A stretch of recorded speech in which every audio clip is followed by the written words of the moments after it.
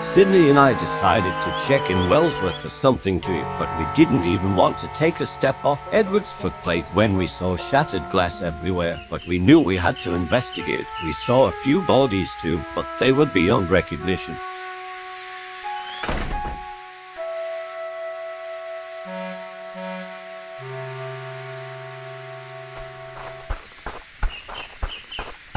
After failing to find survivors at Wellsworth Station, I decided to go into the village and attempt to find any more scared souls who had survived this nightmare. Sydney, on the other hand, stayed with Edward and kept him company.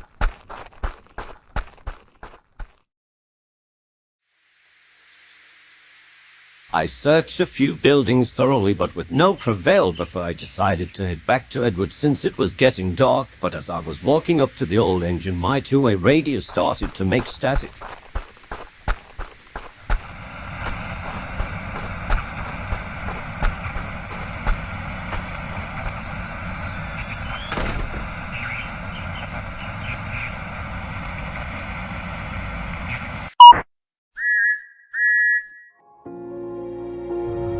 We got a call from Jem Cole on my two-way radio. He took shelter in a bunker underneath his house that he had built a few years ago. His wife and daughter were okay. Too poor Trevor, though the blast got him bad. Jem had his rifle on him and put the traction engine out of his misery. Edward broke down in tears when I told him the news.